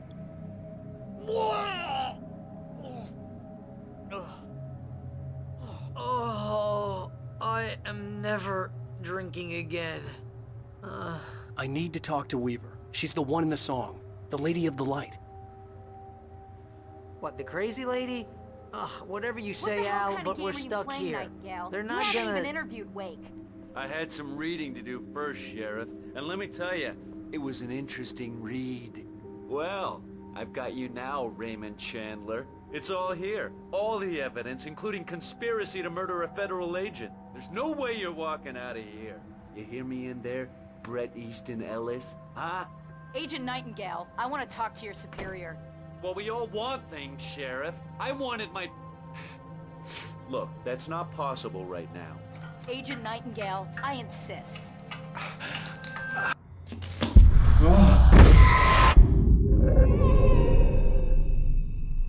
Wake, what's wrong? Lady, are you stupid? It's a trick. It's an obvious trick. Okay, I've had enough of this crap. Wake, I'm gonna trust you with this. You're joking. Agent Nightingale, your opinion would matter more if you were sober and if I actually believed you were here on official business. Whoa! Get back in the cell, Stephen King. The only way you're leaving this place is over my dead... Wait a minute.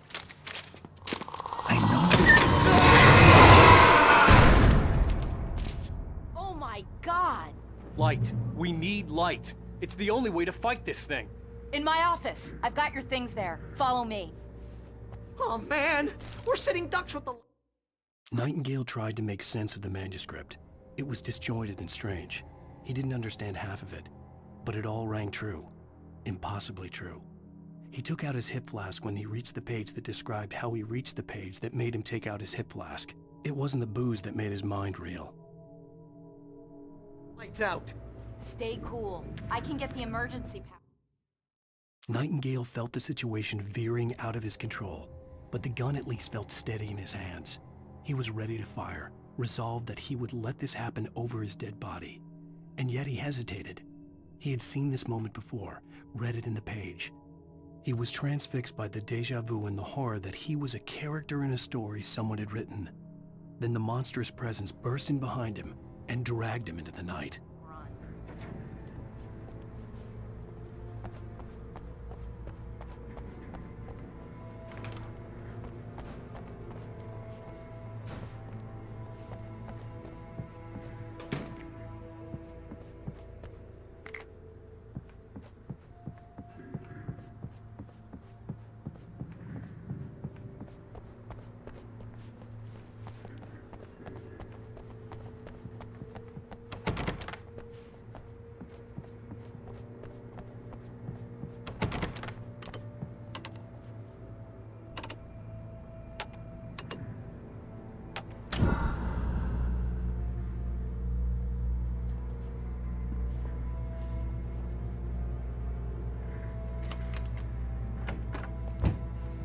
Here are your things. Wake, what do I need to know? What do you need from me?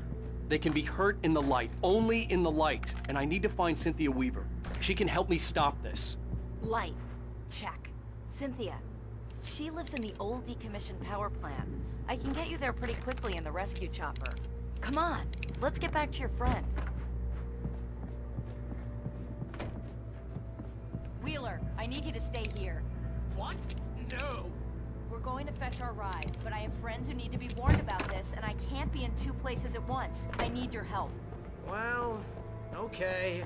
Here's a list of people and phone numbers. I need you to call them and tell them you have a message from me. Night Springs, okay? They'll know what to do. Night Springs? Like the TV show? Gotcha. Oh, hey, that radio guy is on the list. Maine. Who's Frank Breaker? He related to you? My dad. Hey, is this like a secret society? Can you do this? You'll be safe here. The backup power's on. These guys need to be alerted, just in case we don't come back. You'll come back for me though, right? As soon as we get the chopper ready. Thanks, Wheeler. I owe you one. Okay, let's go, Wake. Through the back. My hangover wants pizza. You think there's any way I could order one, Al?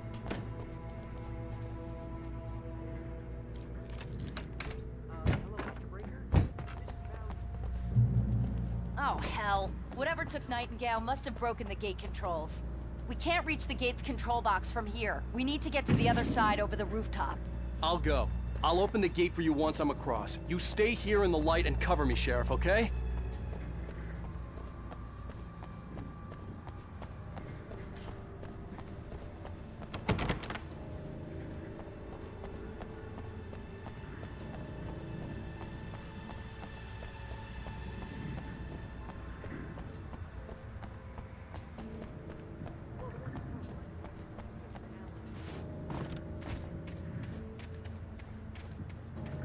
I needed to reach the rooftop to get to the other side of the broken gate.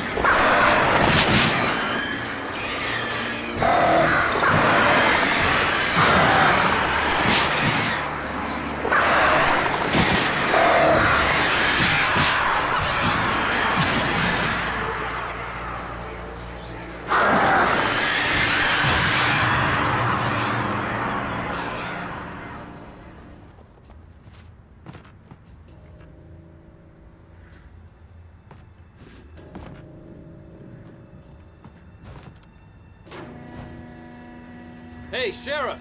Your password. Night Springs? What's that all about? It's a stupid joke we have. That Bright Falls is the original inspiration for the TV show. This town can get weird at times.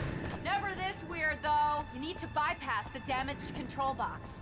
What am I, an electrician? Hold on!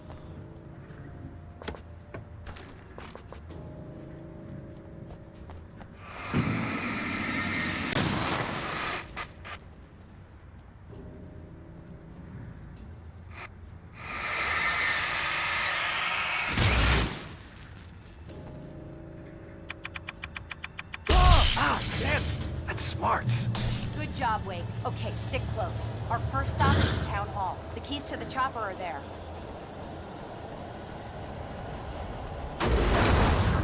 Shift me close.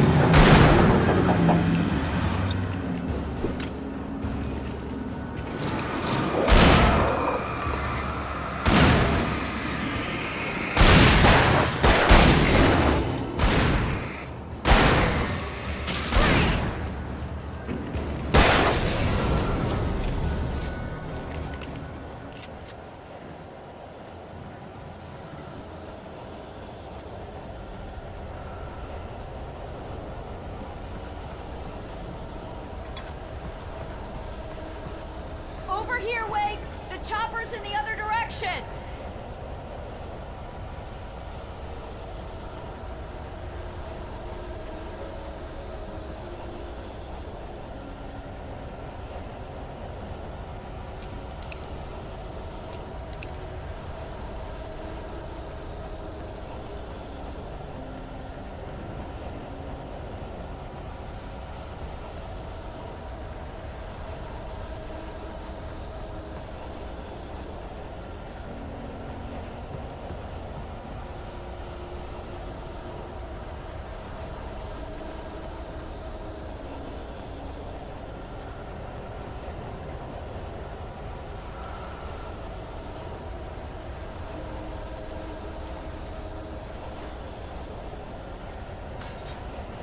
The air smelled of fish. This was Bright Falls industrial area. There was probably a cannery nearby.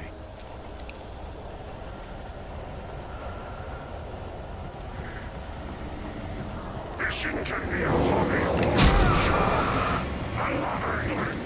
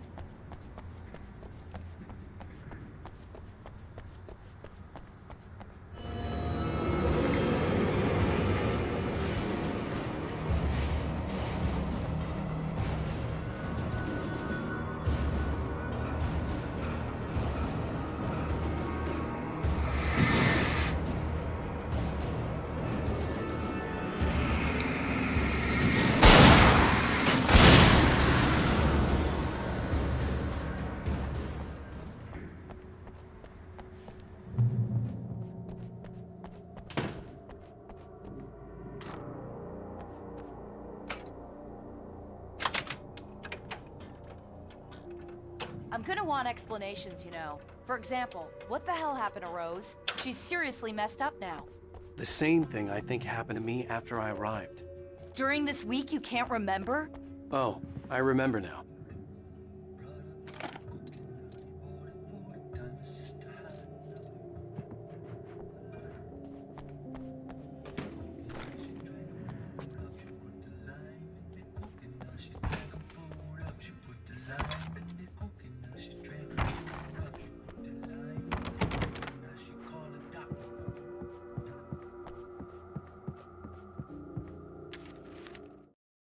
Barry was in his element, making calls, making things happen, even if he didn't entirely know what those things were.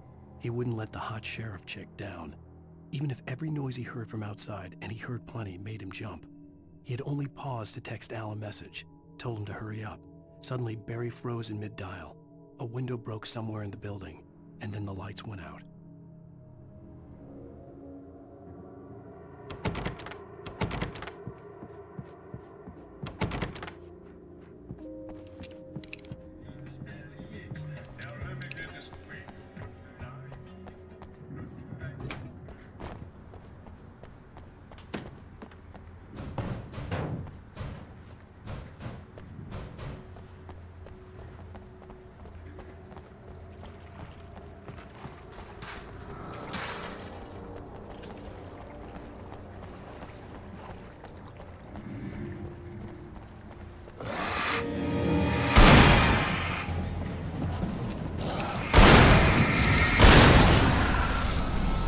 I thought New Yorkers were rude.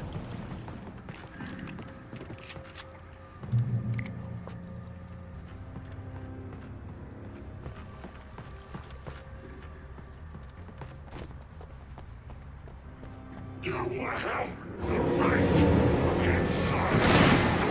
Understand these words.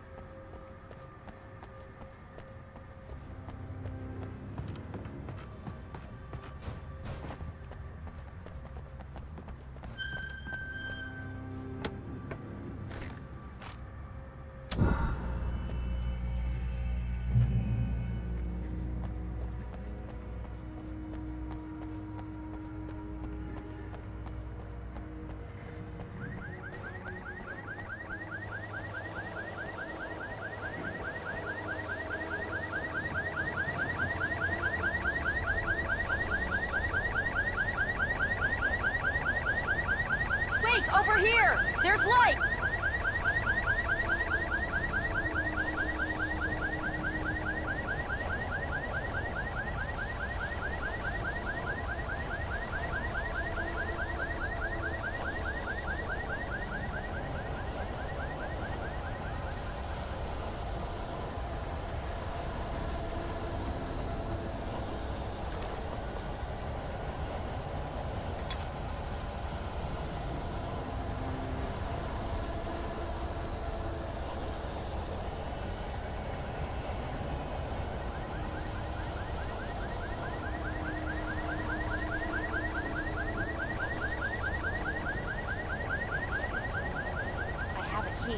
Watch my back, Wade.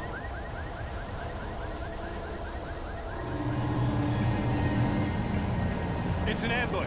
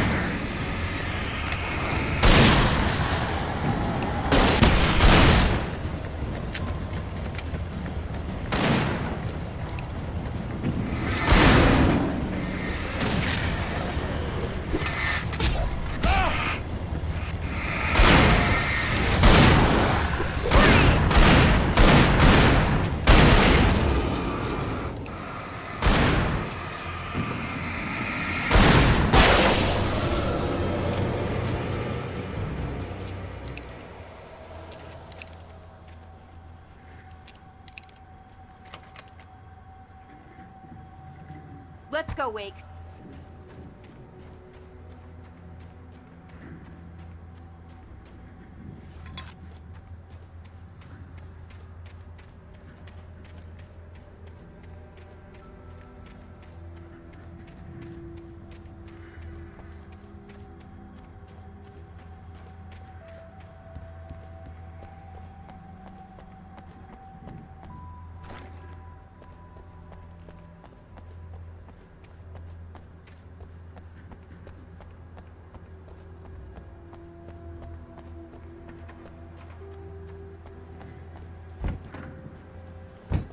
Okay, someone's messed with the fuse box here, but you should be able to jury-rig it while I find the keys.